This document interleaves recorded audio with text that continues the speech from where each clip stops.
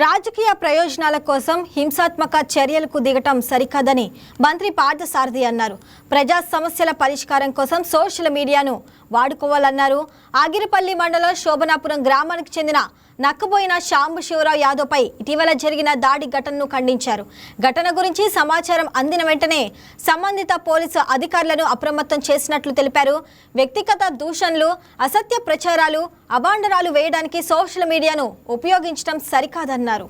బోయిన సాంబశివరావు అనే వ్యక్తి మీద, అంటే అతను నా కాన్స్టిట్యున్సీ శోభనాపురం విలేజ్కి సంబంధించిన వ్యక్తి, ఆయన మీద దౌర్జన్యం జరిగింది, దాడి చేశారు, దెబ్బలు తగిలిని అనే విషయం తెలిసి మరి నేను వెంటనే పోలీస్ డిపార్ట్మెంట్కి కూడా ఆదేశాలు ఇవ్వడం జరిగింది.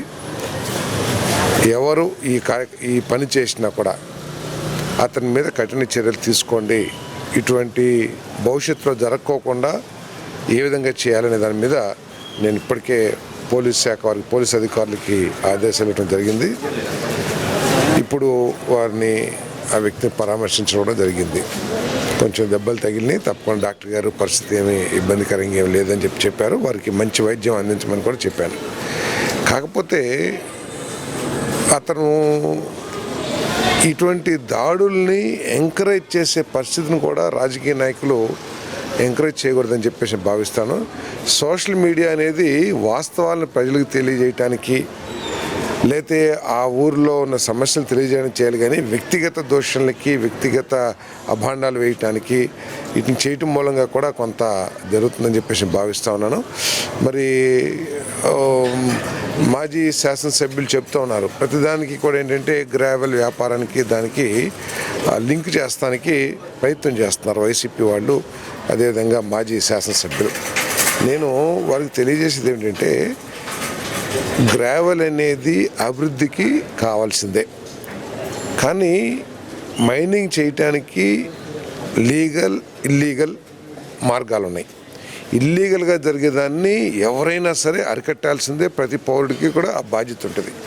కానీ కేవలం బురద చల్లటం కోసమే లీగల్గా జరుగుతున్న గ్రావెల్ వ్యాపారం, ఈ గ్రావెల్ అనేది ప్రతి నిర్మాణానికి కావాలి. ఇప్పుడు సపోజ్ ఎమ్మెల్యే గారు ఉన్నారు, మాజీ ఎమ్మెల్యే గారు, ఆయన ఇల్లు కట్టుకునేటప్పుడు కంకర్తో కాంక్రీట్ వాడుంటారు. ఆ కంకర్ కొండల్ని పగలగొట్టి క్వారింగ్ చేస్తేనే వస్తుంది.